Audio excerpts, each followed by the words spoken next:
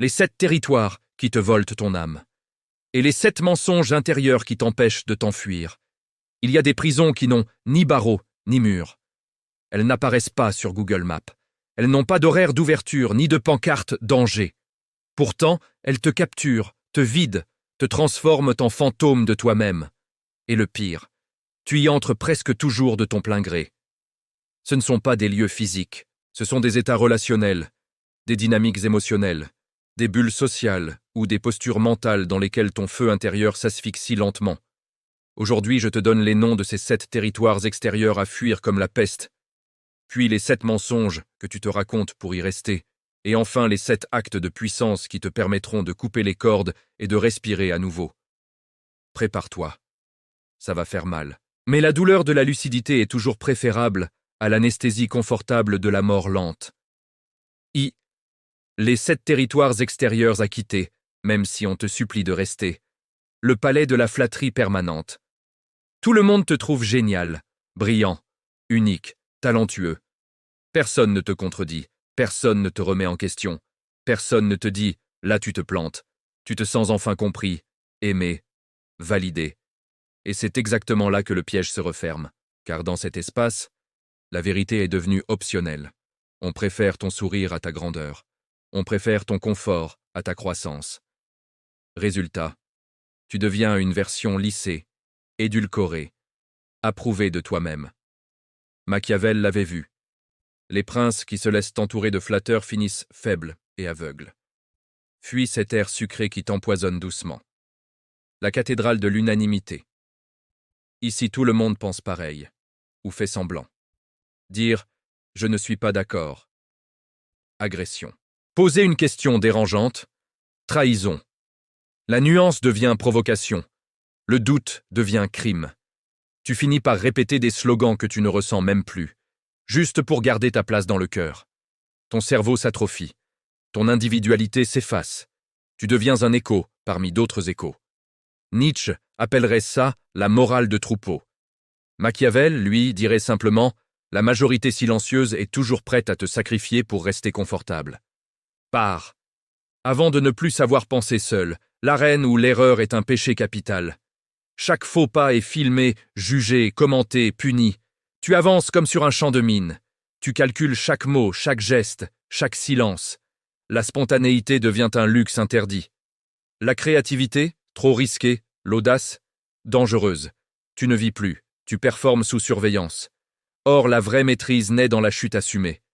Les plus grands se sont construits sur leur ruine. Entoure-toi de gens qui te laissent tomber et qui te tendent seul la main pour te relever, pas pour te piétiner. Le tribunal permanent de la preuve. Ici, ta valeur doit être démontrée 24h/24. Tu dois briller, performer, impressionner, justifier ton existence. Un jour sans exploit. Un jour où tu n'es rien. Ton silence est perçu comme de l'arrogance ou de la faiblesse. Ton repos devient une menace. Tu deviens un hamster dans une roue de validation. Le vrai pouvoir, disait Machiavel, ne mendie pas l'approbation.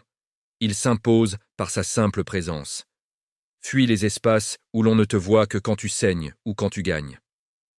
Le cimetière des rêves moqués. Chaque fois que tu parles de tes aspirations profondes, on ricane. Ton feu intérieur fait rire. Ta foi dérange. Ton intensité gêne. Alors on te ramène à la réalité, à coups de sarcasme léger, de petites piques, de regards complices.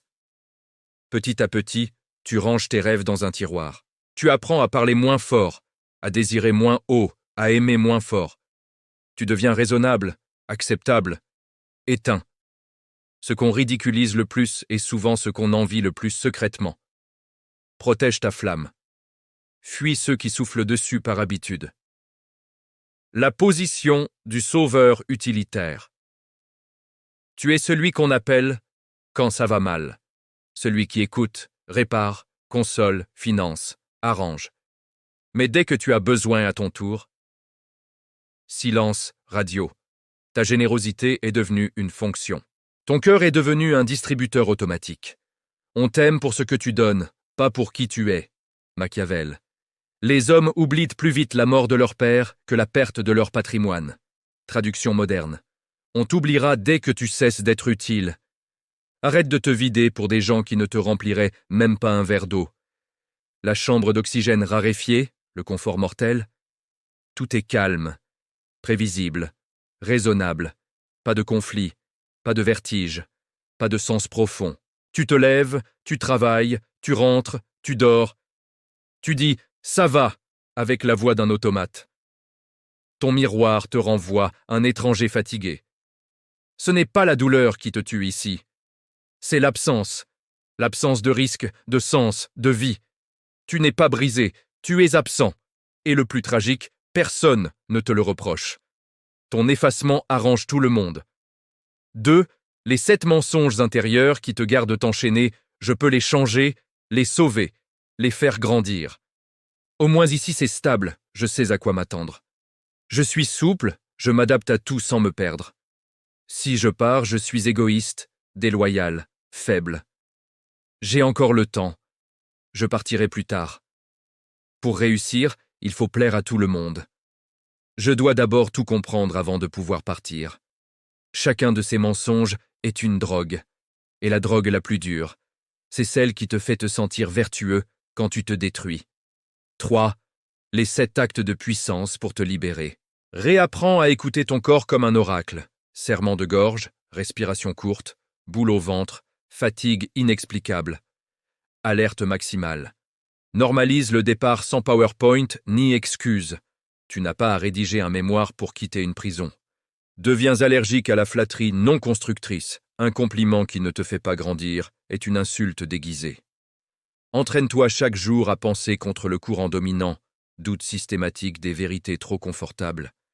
Installe une alarme anti-effacement. Dès que tu te surprends à parler moins fort, à te faire plus petit, stop. Sépare ta vraie mission de ton addiction au drame, tu n'es pas là pour réparer le chaos des autres éternellement. Impose le blackout narratif total, arrête de parler, de commenter, de revivre mentalement les lieux que tu quittes. Le silence est ton scalpel. Épilogue. La renaissance après la rupture. Quand tu auras vraiment quitté ces territoires, tu vas traverser une phase étrange.